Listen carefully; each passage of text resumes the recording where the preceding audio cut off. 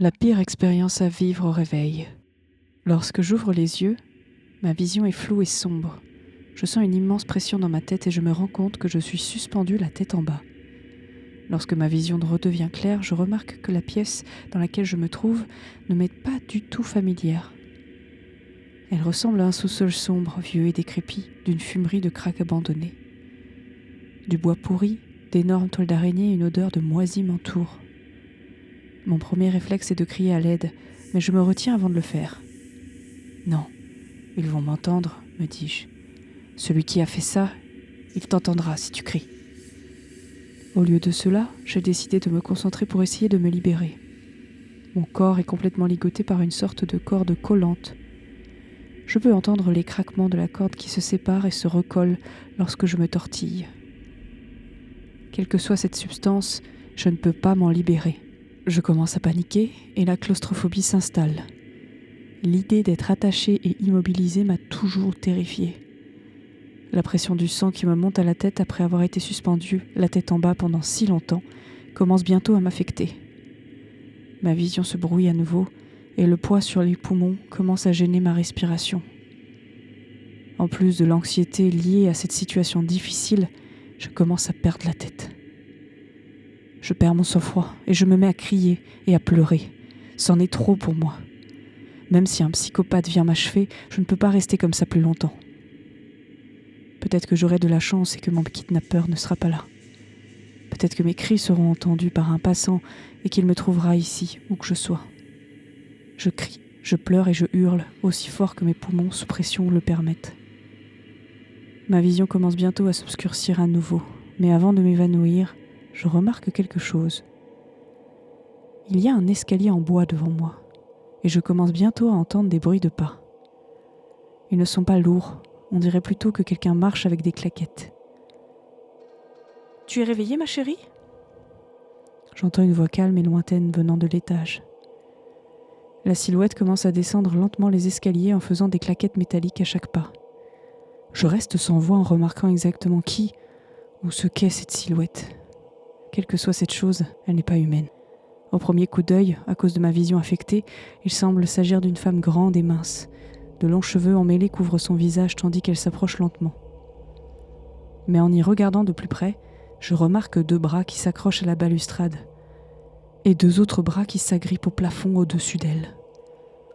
Ce que je croyais être des claquettes se révèlent être de longues jambes osseuses avec des griffes en forme de barbillon qui sortent des pieds.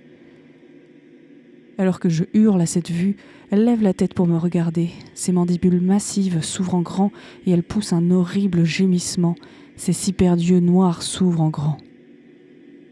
Elle se précipite sur moi, 2 mains griffues agrippant mon corps et les 2 autres mon visage. Je sens la chaleur de l'urine et je perds tout mon sang-froid. Je panique en voyant son visage renversé s'approcher du mien. Les mandibules massives s'accrochent à mon visage, s'enfoncent dans les 4 coins et je ressens l'horrible sensation d'un tube charnu et dégoûtant qui pénètre dans ma bouche. Je me débats en sentant une sorte de liquide descendre, enfin remonter, dans ma gorge, mon réflexe nauséeux m'abandonnant. Alors qu'elle termine sa violation, elle recule et rétracte les mandibules dans son visage. Elle se replie vers l'intérieur et son visage finit par ressembler à celui d'une femme normale. Ses nombreux yeux se ferment, puis elle ouvre les 2 yeux situés dans la zone normale où se trouvent les yeux humains. Les yeux ne sont plus d'un noir goudronneux comme avant, mais une paire d'yeux humains bruns et normaux. En observant son visage devenu humain, je reconnais qui elle est. Tout me revient, qui elle est et où j'étais avant de me réveiller ici. Je dis « toi », tout en essayant de vomir avec force ce que j'avais à l'intérieur de moi. Je l'avais rencontrée au café où je travaille. Elle était entrée, avait engagé la conversation et nous avions immédiatement sympathisé. À la fin de la nuit, je me suis retrouvée dans son appartement et dans son lit. Je me souviens qu'après l'acte, j'ai commencé à avoir des vertiges. Je suis allée dans la salle de bain et je me suis aspergé le visage d'eau. En regardant mon reflet, ma vision s'est obscurcie et je me suis évanouie sur le champ. C'est la dernière chose dont je me souvienne avant de me réveiller, suspendue à l'envers par ce que je croyais être une corde, mais dont je suis maintenant convaincue qu'il s'agit d'une sorte de sangle. « Bonjour, mon cher », dit-elle d'un ton calme et détendu. « Merci beaucoup pour ce moment merveilleux. » Elle se retourne en repliant ses bras supplémentaires derrière son dos et rétracte ses griffes dans ses doigts. En remontant les escaliers, elle s'arrête et dit une dernière chose. Je sais que tu prendras bien soin d'eux. Je suis si heureuse de t'avoir rencontré. Tu feras en sorte qu'ils soient bien nourris et qu'ils deviennent grands et forts. » Toutes les horribles possibilités de ce qu'elle voulait dire se bousculent dans mon esprit. Je commence à paniquer une fois de plus, criant et hurlant pour que quelqu'un, n'importe qui, me vienne en aide. Je commence bientôt à sentir quelque chose dans mon estomac. « Oh non !» je m'écrie à voix haute. La douleur est atroce et j'ai l'impression que quelque chose me déchire de l'intérieur. Je crie aussi fort que je peux et je sens de la bile sortir de ma gorge et se déverser sur le sol. Presque immédiatement, je m'évanouis et me réveille dans un lit. Je me redresse rapidement et réalise que je suis dans ma chambre, dans mon lit. Je commence à sangloter en réalisant que tout cela n'était qu'un horrible rêve. J'entre dans la salle de bain et me passe de l'eau sur le visage. Je regarde mon reflet et je me rends compte que j'ai l'air d'une vraie merde. Mon teint est pâle comme celui d'un cadavre et les cernes sous mes yeux ajoutent à la comparaison. Soudain, j'ai un haut-le-cœur et de la bile s'échappe de ma bouche.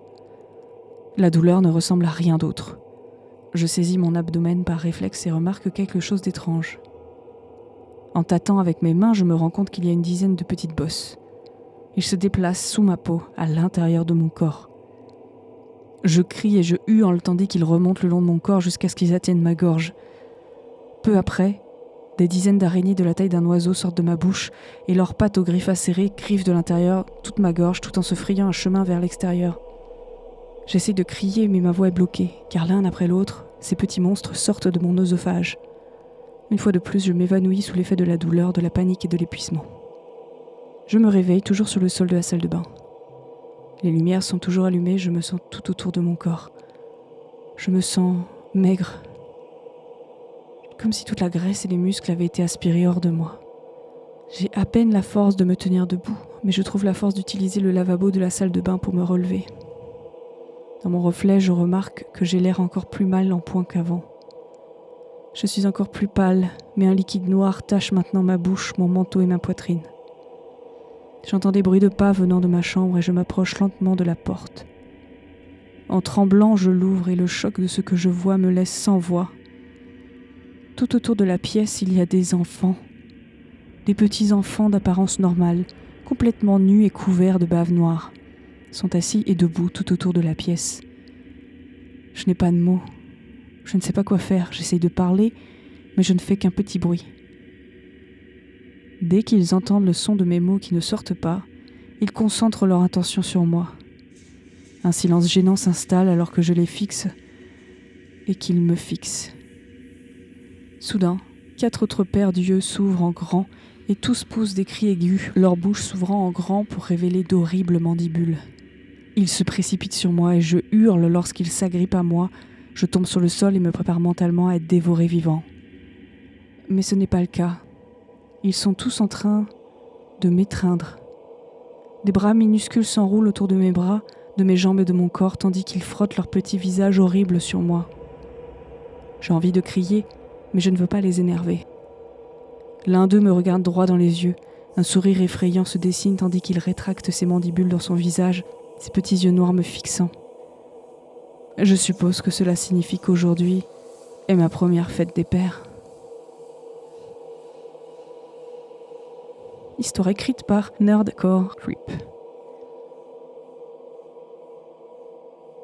Le titre était pourtant explicite. Mais à ce moment-là, qu'avez-vous pensé de cette histoire? Et quelles prochaines histoires vous aimeriez entendre? Dites-moi cela en commentaire. Likez la vidéo et abonnez-vous pour ne pas rater les prochaines. À bientôt!